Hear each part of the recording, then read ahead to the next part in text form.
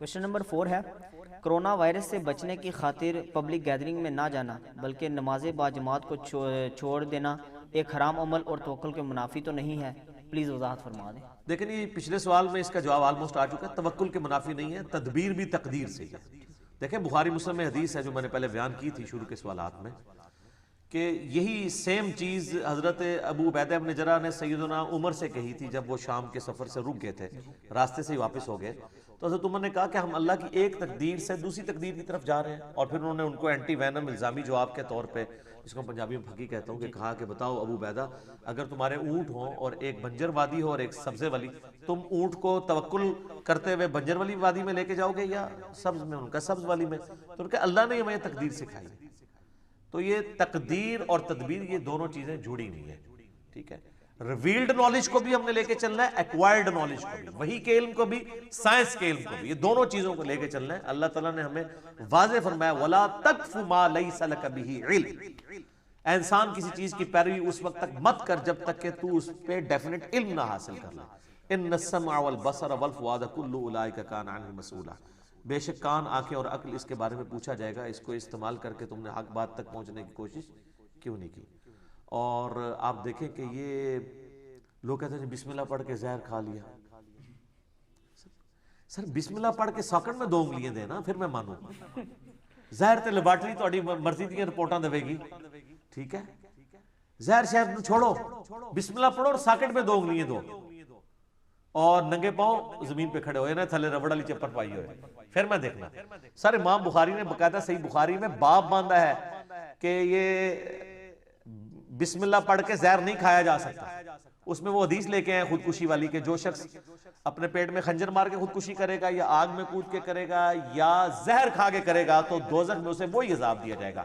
اس پہ امام بخاری نے باب باندھا ہے کہ کوئی شخص زہر نہیں کھا سکتا یہ جانتے ہوئے کہ اس میں زہر ہے۔ ایک کہتے ہیں خالد بن ولید نے پی لیا تھا، بالکل کہانی ہے، جھوٹ ہے۔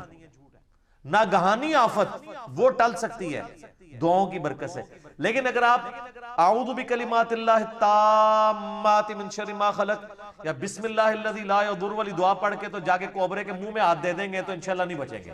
یہ آپ اپنے اوپر تقدیر خود غالب کروا رہے ہیں۔ ناگہانی آفت ٹلے گی اور موت بھی نہیں ٹلے گی، سر یہ ذہن میں رکھیے گا۔ سنن ابی داؤد میں حدیث ہے، کچھ صحابہ نے کہا، ترمذی میں بھی، یا رسول اللہ ہم جب بیمار ہوتے ہیں تو علاج کروایا کریں، تو آپ فرمایا کروایا کرو، کیونکہ اللہ نے کوئی ایسی بیماری نازل نہیں کی سوائے موت اور بڑھاپے کے کہ جس کا علاج نہ ہو۔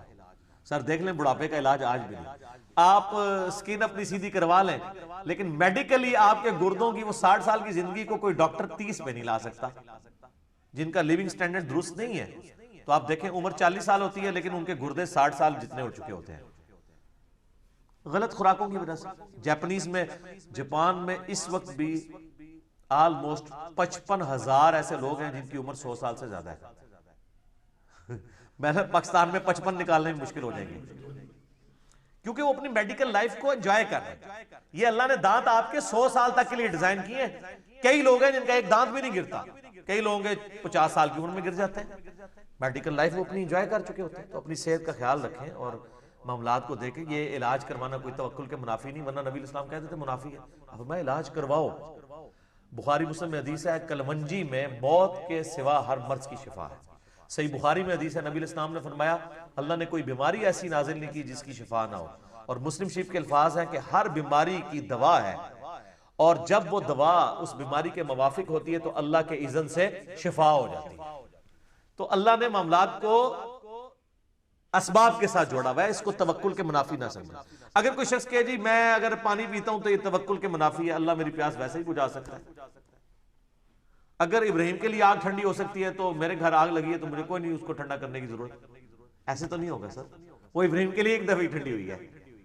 آپ کے بزرگ کو کہانیاں کراتے ہیں بسم اللہ پڑھ کے دریا کے دوسری طرف چلے گئے، ان ریٹائر ہو گئے نا، ان کو نہیں جایا جاتا کیونکہ اب میڈیا کا دور ہے۔ وہ حضرت موسیٰ کے لیے سمندر پھٹا ہے، صحابہ کرام نے تو بیڑی بیڑے تیار کی ہیں سمندری جہاد کے لیے، انہوں نے تو بسم اللہ پڑھ کے نہیں چل پڑے۔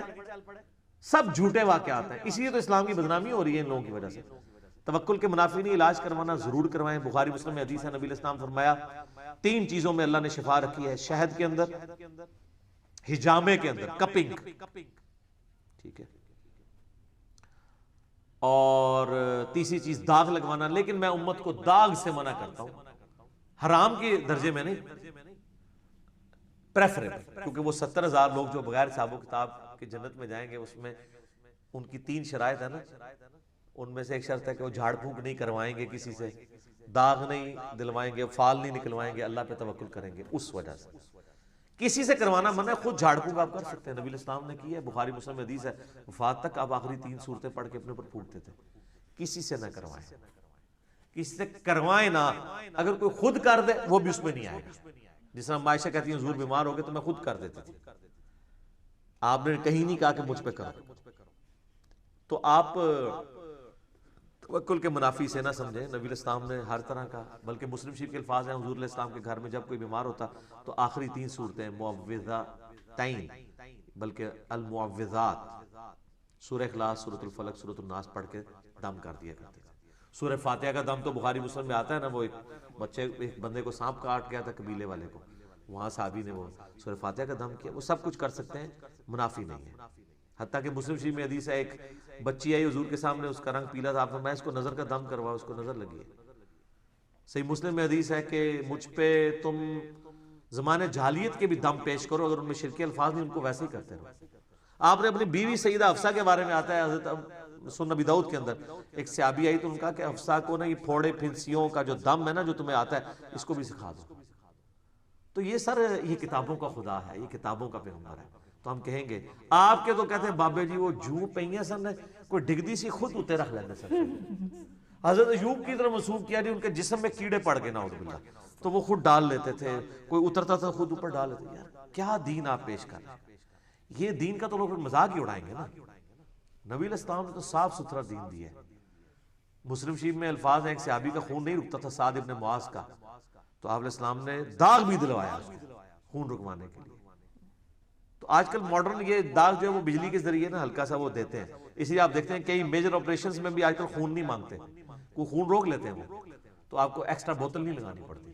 اتنے بڑے بڑے یعنی بائی پاس کے آپریشن بھی لوگوں کے ہوئے ہیں بغیر خون لگائے، تو وہ داغ لگا کے روک لیتے ہیں. تو جب ایز اے لاسٹ ریزارٹ کروانا پڑ جاتا ہے تو کوئی ایسا حرج نہیں ہے، توکل کے منافی نہیں. سر علاج کروائیں خدا کے لیے، یہ نبی علیہ السلام کی تعلیمات ہے. بخاری مسلم میں پورے چیپٹرز ہیں طب نبوی کے اوپر، مشکات میں آپ کو دوسری جلد کے اندر طب نبوی پہ پورا چیپٹر ملے گا. نبی علیہ السلام نے خود اجامہ کروایا ہے. ٹھیک ہے جی، وہ کمر پہ وہ 56 نمبر پوائنٹ اس کو کہتے ہیں اجامے کا، نبی علیہ السلام باقاعدہ اجامہ کروایا کرتے تھے. میں نے بھی کروایا اگلے دن سنت پوری کرنے کے لیے. تو کروائیں آپ. حتیٰ کہ بخاری مسلم میں آتا ہے آپ نے روزے کی حالت میں اجامہ کروایا، احرام کی حالت میں اجامہ کروایا، جس میں خون نکالا جاتا ہے، کپنگ، پچھنے لگوانا جسے کہتے ہیں. اس میں وہ جونکے لگوا کے بھی اس زمانے میں وہ ہاتھی کے دانت یہ سینگ کے ذریعے ساک کر کے کرتے تھے. وہ پھر ویکیوم پیدا ہوتی ہے نا، ہلکا سا کٹ لگاتے ہیں، ناڑیاں دے ٹائے نہ چڑھنا ایڈے مورے مار دے جائے، ہلکا سا کٹ ہوتا ہے. وہ پھر اس کٹ سے خون نہیں نکل سکتا، اتنا وہ باریک کٹ ہوتا ہے، جب تک کہ اوپر سکنگ نہ کی جائے، اور اس میں ڈسپوزیبل وہ کپنگ والے وہ استعمال ہونے چاہیے. تو سر علاج کروائیں، ویکسین بھی کروائیں، کوئی توکل کے منافی